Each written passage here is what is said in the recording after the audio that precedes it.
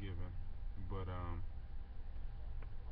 I've experienced what people are calling falling in lust or falling in love before. I'm not going to act like I haven't experienced it. That's why I feel like I can speak on it. But at the same time, people need to understand that true love is selfless giving, whether it's tough love or not. Sometimes that's the strongest form of love. Somebody really giving a fuck about you might tell you, might be a no man. And everybody can't be a yes man. It's not necessarily healthy for you to just be around a bunch of yes men. A bunch of people that just enable you. So when it comes to this falling in love thing, or falling in lust, falling into comfort, falling into desire, and people just being on the same frequency, whether it's false oneness from drugs or whatever the case may be, they're just falling into comfort. A lot of people. But the most recent case for me was when I was in Kathmandu airport in Nepal. I just ran into somebody who's a total counter, not opposite of you. I don't want to say like opposition, but just for lack of a better term, I guess I could say opposite. Somebody that is a reflection of you, and there's no need to say any words. But I feel like when it's that great, it's all understood anyway, and it happens so fast. You just fall, drop right down into love with somebody like that. It's kind of just like it has nowhere to go but down. I guess sometimes though, if you run into a collision like that, the energies collide, the energy bodies collide, these human bodies we have, when they collide like that, to stay in that moment, a lot of the times you're probably just gonna have a kid, and that's how you keep that moment.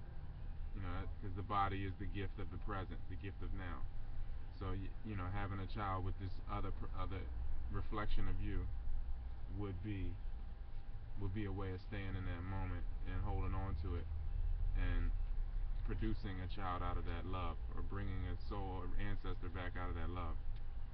But I just feel like sometimes when it's that perfect, it has no way to go but down, because everything is just so perfect. Like it just peaks. Everything just happens all suddenly like that. It's at first sight. So it's sudden recollection of somebody that who is profound to you, to somebody that you could totally admire. Like this chick was about to go on like a 40-day hike through the Himalayas. I don't even know too many dudes doing that. I don't know any dudes in my personal existence, the people that I've met, that have even thought about doing that. Maybe thought about it, but not had the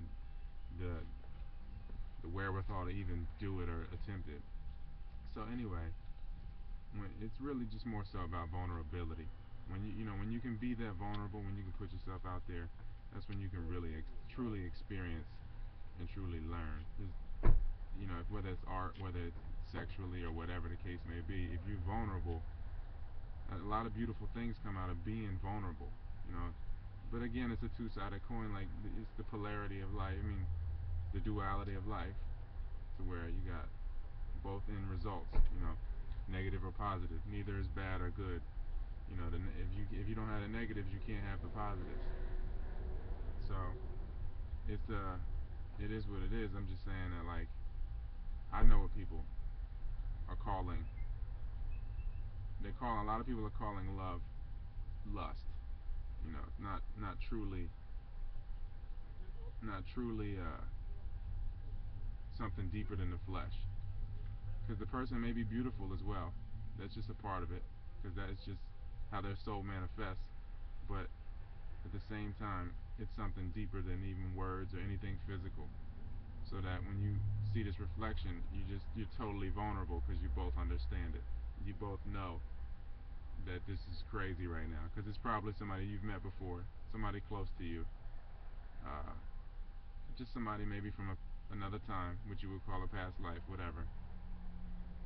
And that's why the bond is so strong so suddenly, and the love is so strong, because there's probably a karma there, or there might not be, but there's probably an exchange of energy there between the two souls that keeps you coming back, whether one of you's indebted or whatever.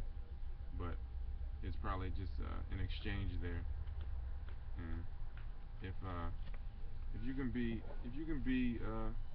vulnerable and allow yourself to be vulnerable, you can experience a lot more life than you would. I see a lot of people deflecting all day with the headphones on, or always in the phone. If you would just let that all go and let and give into something bigger than the body, because that's what it is. Once you realize that the body is just the vehicle, and if you run in a reflection of yourself like that, it's bigger than anything physical. The connection is